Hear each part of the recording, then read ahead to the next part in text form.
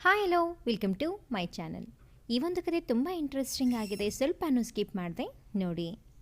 ನೀನೇ ನನ್ನ ಉಸಿರು, ಹರಿವ ನೀರ ತೊರೆ, ಹಸಿರು ಸೀರೆಯುಟ್ಟು ನಗುತ್ತಿರುವ ಪ್ರಕೃತಿಯ ನೋಟ, ರಮಣೀಯ ಸೌಂದರ್ಯ, ನೋಡುತ್ತಲೇ ಇರಬೇಕೆನ್ನುವ ಆಸೆ. ಅಷ್ಟು ಚಂದನೆಯ ಪರಿಸರದಲ್ಲಿ ಬಿಡಿಸಿದ ಚಿತ್ರದಂತೆ ಸುಂದರವಾಗಿ ಕೂತಿರುವ ಹುಡುಗಿ ಮನ್ಮಯಿ. ಮನ್ಮಯಿ, ನನ್ನ ಮಾತು ಕೇಳು. ನೀನು ಮದುವೆ ಆದ ಮೇಲೂ ಸಹ ನಿನ್ನ ಇಷ್ಟದ ಈ ಕಾಯಕವನ್ನು ಮುಂದುವರಿಸಬಹುದು. ನಾನು ಹೇಳೋದು ಅರ್ಥ ಮಾಡ್ಕೋ, ನೊಂದು ನುಡಿದರು ಸರಸ್ವತಿ. ಅಮ್ಮ, ನಾನು ಹೀಗೆಯೇ ಖುಷಿಯಾಗಿದ್ದೀನಿ. ದಯವಿಟ್ಟು ನನಗೆ ಒತ್ತಾಯ ಮಾಡಬೇಡಿ, ನೋವಿನೆಳೆಯ ಮುಖದಲ್ಲಿ ತುಂಬಿಕೊಂಡು ಹೇಳಿದಳು ಮನ್ಮಯಿ. ಸರಸ್ವತಿ ಬಿಡು, ಅವಳು ತನ್ನ ಮನಸ್ಸಿಗೆ ನೆಮ್ಮದಿ ನೀಡುವ ಕೆಲಸ ಮಾಡುತ್ತಿದ್ದಾಳೆ. ಅವಳಿಗೆ ಕಂಕಣಬಲ ಕೂಡಿ ಬಂದಾಗ ಅವಳ ಮದುವೆ ಆಗುತ್ತದೆ. ನೀನು ಒತ್ತಾಯ ಮಾಡಿ ಮದುವೆ ಮಾಡಲು ಇದು ಮಕ್ಕಳಾಟವಲ್ಲ. ಮಗಳ ಮನಸ್ಥಿತಿಯ ಅರಿವಿದ್ದ ತಂದೆ ವಿಷ್ಣುಮೂರ್ತಿ ಹೆಂಡತಿಗೆ ತಿಳಿ ಹೇಳಿದರು. ಮನ್ಮಯಿ, ಸರಸ್ವತಿ ವಿಷ್ಣುಮೂರ್ತಿಯವರ ಒಬ್ಬಳೇ ಮಗಳು. ತನ್ನ ವಿದ್ಯಾಭ್ಯಾಸದ ನಂತರ ಸಮಾಜದಲ್ಲಿ ಆರ್ಥಿಕವಾಗಿ ಹಿಂದುಳಿದ ಮಕ್ಕಳಿಗೆ ಎಂದು ಇರುವ ಶಾಲೆಯಲ್ಲಿ ಶಿಕ್ಷಕಿಯಾಗಿ ಸೇರಿದ್ದಾಳೆ. ಮಕ್ಕಳಿಗೆ ವಸತಿಯ ವ್ಯವಸ್ಥೆಯು ಅಲ್ಲಿಯೇ ಇರುವುದರಿಂದ ಮನ್ಮಯಿ ಸಹ ಅಲ್ಲಿಯೇ ಇರಬೇಕು.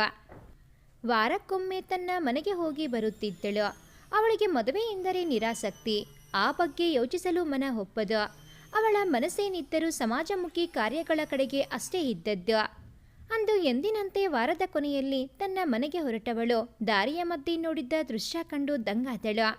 ಒಬ್ಬ ಸುಂದರ ಯುವಕ ಮದುಮಗನ ವೇಷದಲ್ಲಿ ಒಂದು ದೇವಸ್ಥಾನದ ಆವರಣದಲ್ಲಿ ಕುಳಿತಿದ್ದ. ಅವನು ಹಾಕಿದ್ದ ಪಂಚೆ ಪೇಟದಲ್ಲಿ ಅವನ ಅಂದ ಇಮ್ಮಡಿಯಾಗಿತ್ತು. ಅವನನ್ನು ನೋಡಿದರೆ ಏನೋ ಸೆಳೆತ ಉಂಟಾದಂತಾಗಿ ಅವನನ್ನೇ ನೋಡುತ್ತಿದ್ದಳು ಮನ್ಮಯಿ.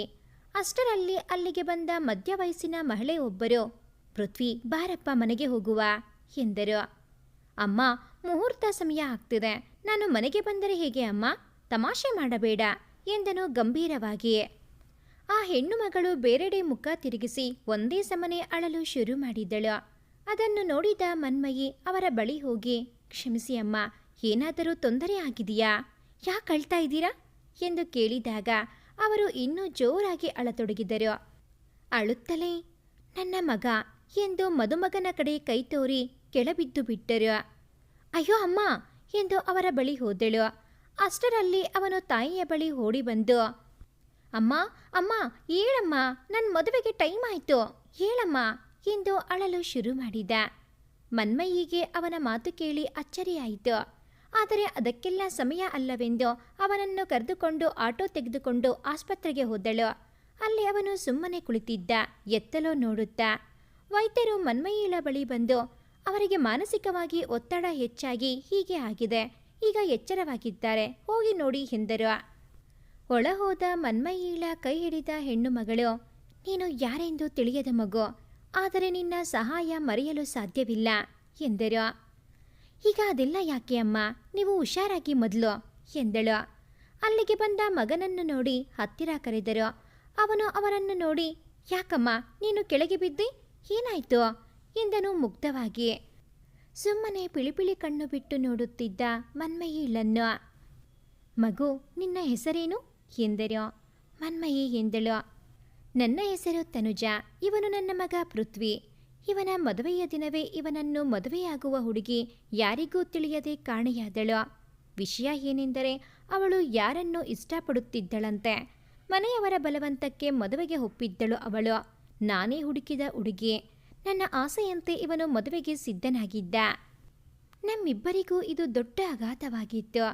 ನನ್ನ ಮಗ ಮಾನಸಿಕ ಸ್ಥಿಮಿತವನ್ನೇ ಕಳೆದುಕೊಂಡ. ಎಷ್ಟು ಹೇಳಿ ನಿಟ್ಟಿಸರು ಬಿಟ್ಟರು. ಇವನು ಒಂದು ದೊಡ್ಡ ಕಂಪನಿಯಲ್ಲಿ ಕೆಲಸ ಮಾಡುತ್ತಾ ಇದ್ದ. ನೋಡಲು ಎಷ್ಟು ಸುಂದರನೋ ಅಷ್ಟೇ ಬುದ್ಧಿವಂತ. ಆದರೆ ಹೀಗಾಯ್ತು ಎಂದು ಮತ್ತೆ ಅತ್ತರು. ಈಗ ಮನ್ಮಯಿಗೆ ಪೂರ್ತಿಯಾಗಿ ಅರ್ಥವಾಯಿತು. ಅಮ್ಮ, ನೀವೀಗ ಅದನ್ನೇ ಯೋಚಿಸಿ ಆರೋಗ್ಯ ಹಾಳು ಮಾಡಿಕೋಬೇಡಿ ಎಂದಳು. ಆಸ್ಪತ್ರೆಯಿಂದ ಮನೆಗೆ ಪೃಥ್ವಿ ಮತ್ತು ತನುಜಾ ಅವರನ್ನು ಬಿಡಲು ಹೊರಟಳು ಮನ್ಮಯಿ. ತನ್ನ ತಂದೆ ತಾಯಿಗೂ ವಿಷಯ ತಿಳಿಸಿದಳು. ಮನೆಗೆ ಹೋಗುವ ದಾರಿಯಲ್ಲಿ ಪೃಥ್ವಿ ಮನ್ಮಯಿಳನ್ನು ಮಾತನಾಡಿಸತೊಡಗಿದ.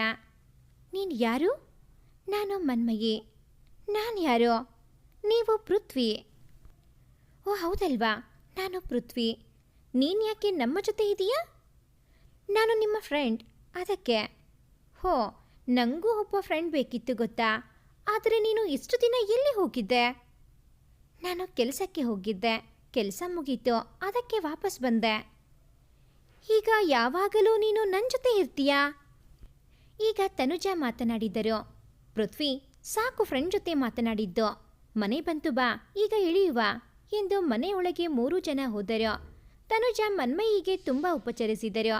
ಮನೆಗೆ ಬಂದು ಪೃಥ್ವಿ ತನ್ನ ಉಡುಪು ಬದಲಾಯಿಸಿ ಬಂದು ಮನ್ಮಯಿ ಬಳಿ ಕುಳಿತು, ನಾನು ನಿಂಗೆ ಮನ್ಮಯಿ ಅನ್ನಲ್ಲ, ಬೇರೆ ಹೆಸರು ಯೋಚನೆ ಮಾಡಿದ್ದೀನಿ ಫ್ರೆಂಡ್ ಎಂದ. ಏನ್ ಹೇಳಿ ಎಂದಳು ಅಚ್ಚರಿಯಿಂದ. ಅವಳನ್ನೇ ನೋಡುತ್ತಾ ಗುಲಾಬಿ ಎಂದ. ಅವಳು ಕಣ್ಣರಳಿಸಿದಳು, ಯಾಕೆ ಎನ್ನುವಂತೆ. ಅವನು ಚಂದವಾಗಿ ನಕ್ಕು ಹೇಳಿದ, ಏಕೆ ಅಂದರೆ ನೀನು ಎಂದು ಅಲ್ಲೇ ಫ್ಲವರ್ ವಾಸ್ನಲ್ಲಿದ್ದ ಗುಲಾಬಿ ತಂದು, ಇದರ ರೀತಿಯೇ ಕಾಣಿಸುತ್ತೀಯಾ ಸುಂದರವಾಗಿ, ಅದಕ್ಕೆ. ಅವನ ಮುಗ್ಧತೆಗೆ ಸುಮ್ಮನೆ ನಕ್ಕಳು.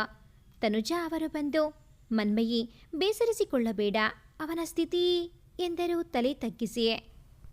ಅಮ್ಮ, ನೀವೇನು ಬೇಸರಿಸಿಕೊಳ್ಳಬೇಡಿ, ನನಗೆ ಅವರ ಸ್ಥಿತಿ ಗೊತ್ತು ಎಂದಳು.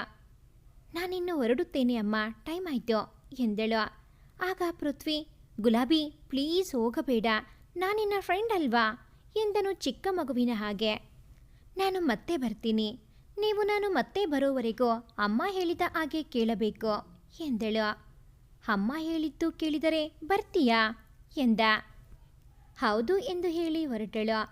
ಅವಳ ಮನೆಗೆ ಹೋಗಿ ತಂದೆ ತಾಯಿಗೆ ವಿಷಯ ತಿಳಿಸಿದಳು. ಅವರು ಅವನ ಸ್ಥಿತಿಗೆ ಮರುಕಪಟ್ಟರು. ಮರಳಿ ತನ್ನ ಕೆಲಸಕ್ಕೆ ಹೋದ ಮನ್ಮಯಿಗೆ ಏನೋ ಚಡಪಡಿಕೆ.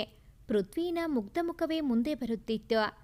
ಏನೋ ನಿರ್ಧರಿಸಿ ತನ್ನ ಕೆಲಸಕ್ಕೆ ರಾಜೀನಾಮೆ ಕೊಟ್ಟು ಮನೆಗೆ ಹೋದಳು. ಅವಳ ತಂದೆ ತಾಯಿಗೆ ಕುಳಿತುಕೊಳ್ಳಲು ಹೇಳಿ, ಅಮ್ಮ ಅಪ್ಪ, ನಿಮಗೆ ನನ್ನ ನಿರ್ಧಾರ ಕೇಳಿ ಕಷ್ಟವಾಗಬಹುದು, ಆದರೆ ನನ್ನ ದಯವಿಟ್ಟು ಕ್ಷಮಿಸಿ. ನನ್ನ ಮನಸ್ಸಿಗೆ ಸರಿ ಅನಿಸಿದ್ದನ್ನು ನಾನು ಮಾಡುತ್ತಿರುವೆ. ನಾನು ಪೃಥ್ವಿಯವರನ್ನು ಮದುವೆಯಾಗಲು ನಿರ್ಧರಿಸಿದ್ದೇನೆ ಎಂದಳು. ಅವಳ ಮಾತು ಕೇಳಿದವರಿಗೆ ಅದನ್ನು ಒಪ್ಪಲು ಕಷ್ಟವಾಯಿತು. ಸರಸ್ವತಿ ವಿಷ್ಣುಮೂರ್ತಿ ಇಬ್ಬರು ಅವಳ ನಿರ್ಧಾರವನ್ನು ವಿರೋಧಿಸಿದರು.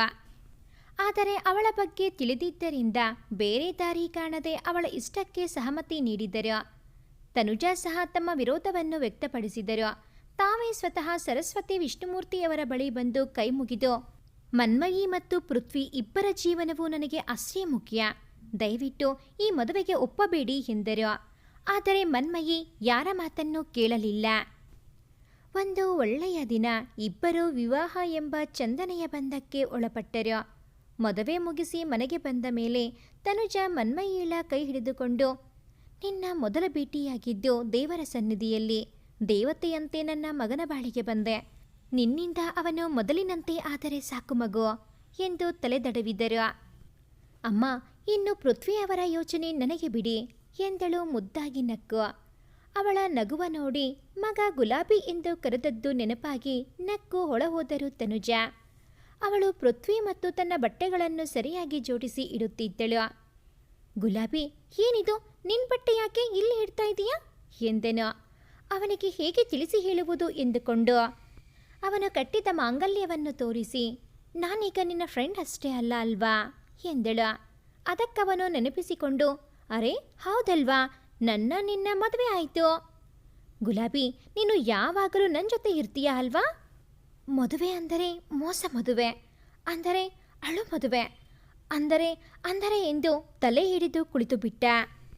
ಅವನ ಪರಿಸ್ಥಿತಿಯ ಅರಿವಾಗಿ ತಕ್ಷಣ ಅವನ ಮಾತ್ರೆಗಳನ್ನು ಕೊಟ್ಟು ಮಲಗಿಸಿದಳು. ಅವಳ ಕೈಗಳನ್ನು ಬಿಗಿಯಾಗಿ ಹಿಡಿದೇ ನಿದ್ದೆ ಹೋದ ಪೃಥ್ವಿ ಅವನ ಮಗುವಿನಂತಹ ಮಗುವ ನೋಡುತ್ತಾ ತಲೆ ಸವರುತ್ತಾ ಅವನ ಆರೋಗ್ಯದ ಸುಧಾರಣೆಯ ಯೋಜನೆಯನ್ನು ಹಾಕಿದಳು. ಮರುದಿನದಿಂದಲೇ ಅವನ ದಿನಚರಿ ಸಿದ್ಧಪಡಿಸಿ ಅವನಿಗೆ ತನ್ನ 24 ಗಂಟೆಗಳ ಮೀಸಲಿಟ್ಟಳು. ವೈದ್ಯರ ಭೇಟಿ, ಯೋಗ, ಧ್ಯಾನ, ಕೌನ್ಸಿಲಿಂಗ್ ಎಂದು 10 ಹಲವು ಕಡೆ ತೊಡಗಿಸಿದಳು. 1 ವರ್ಷದ ಬಳಿಕ ಅವನ ಆರೋಗ್ಯ ಸುಧಾರಣೆಯಾಗಿ ಮತ್ತೆ ಹಳೆಯ ಪೃಥ್ವಿನಂತಾದನು. ತನ್ನ ಕೆಲಸಕ್ಕೆ ಮತ್ತೆ ಸೇರಿಕೊಂಡು ಸುಂದರ ಜೀವನ ನಡೆಸುವಂತಾದನು. ಅಮ್ಮ, ಇವತ್ತು ನಾನು ಗುಲಾಬಿಗೆ ಒಂದು ಸರ್ಪ್ರೈಸ್ ಕೊಡೋಕೆ ಕರ್ಕೊಂಡು ಹೋಗ್ತೀನಿ, ನೀನವರಿಗೆ ಏನೂ ಹೇಳಬೇಡ ಎಂದನು. ಮನ್ಮಯಿ ಎಂದರೆ ತನುಜಾ ಅವರಿಗೆ ಮಗನ ಬಾಳು ಬೆಳಗಿದ ದೇವತೆಯೇ ಸರಿ. ನಕ್ಕು ನುಡಿದರು. ಹೋಗಿ ಬಾ ಮಗನೇ, ತುಂಬ ಸಂತೋಷ ಎಂದರು. ಅವಳಿಗೆ ಏನೊಂದು ಹೇಳದೆ ಒಂದು ಸುಂದರ ರೆಸಾರ್ಟ್ಗೆ ಕರೆದುಕೊಂಡು ಬಂದವನು ಅವಳನ್ನು ಒಂದು ಚಂದನೆಯ ಕೋಣೆಗೆ ಕರೆದುಕೊಂಡು ಹೋಗಿ ಅವಳಿಗೆ ಎಂದೇ ಅಲಂಕರಿಸಿದ ಸುಂದರ ಹೂವಿನ ಉಯ್ಯಾಲೆಯಲ್ಲಿ ಕೂರಿಸಿದನು. ಅವಳ ಮುಂದೆ ಕುಳಿತು, ನಾನವಳು ಯಾರಿಂದಾಗಿಯೋ ನನ್ನತನವನ್ನು ಕಳೆದುಕೊಂಡಿದ್ದೆ. ಆದರೆ ನಿನ್ನ ಪ್ರೀತಿ ಕಾಳಜಿಯಿಂದ ಈ ಜಗವನ್ನೇ ಮರೆಯುವಂತಾದೆ. ನಿನ್ನ ನಾನು ಏನಂತ ಕರಿತೀನಿ ಹೇಳು ಎಂದ. ಅವಳ ಮೊಗವೆತ್ತಿ ಅವಳು ಸುಮ್ಮನೆ ನೋಡಿದ್ದಳು ಅವನನ್ನು. ಅವನ ಈ ಪರಿ, ಈ ನೋಟ ಹೊಸದು ಅವಳಿಗೆ. ಈಗ ಗೆಳೆಯನಷ್ಟೇ ಅಲ್ಲ, ಒಬ್ಬ ಪ್ರೇಮಿಯೂ ಸಹ ಕಾಣುತ್ತಿದ್ದ ಅವನಲ್ಲಿ. ಮೆಲ್ಲನೆ ನುಡಿದಳು ನಾಚಿ ತಲೆ ತಗ್ಗಿಸಿ, ಗುಲಾಬಿ ಎಂದು. ನಿಜವಾಗಿಯೂ ನಾನು ಹುಚ್ಚಾನೇ ಆಗಿದ್ದೆ ಅಲ್ವಾ ಎಂದ. ಅವಳು ಬೇಸರದ ಮುಖ ಮಾಡಿ ಅವನನ್ನು ನೋಡಿ ಹೇಳಿದಳು, ನನ್ನ ಗಂಡ ಆಗಲೂ ಹುಚ್ಚನಿರಲಿಲ್ಲ, ಈಗಲೂ ಅಲ್ಲ ಎಂದಳು ಅವನ ತಲೆಯ ನೆವರಿಸಿ. ಸರಿ ಸರಿ, ನಿನ್ನ ಗಂಡ ಹುಚ್ಚನಲ್ಲ ಆಯ್ತಾ, ಆದರೆ ಎಂದು ಎದ್ದು ನಿಂತು ಅವಳನ್ನು ಬಳಸಿ ಕನ್ನಡಿಯ ಮುಂದೆ ಕರೆದುಕೊಂಡು ಹೋಗಿ ನಿಲ್ಲಿಸಿ, ನೋಡು, ಇಷ್ಟು ಸುಂದರವಾಗಿರುವ ನಿನ್ನ ಗುಲಾಬಿಗೆ ಹೋಲಿಸಿದೆ. ಆದರೆ ನೀನು ಯಾವ ಹೂವಿಗೂ ನಿಲುಕದ ಸೌಂದರ್ಯವತಿ.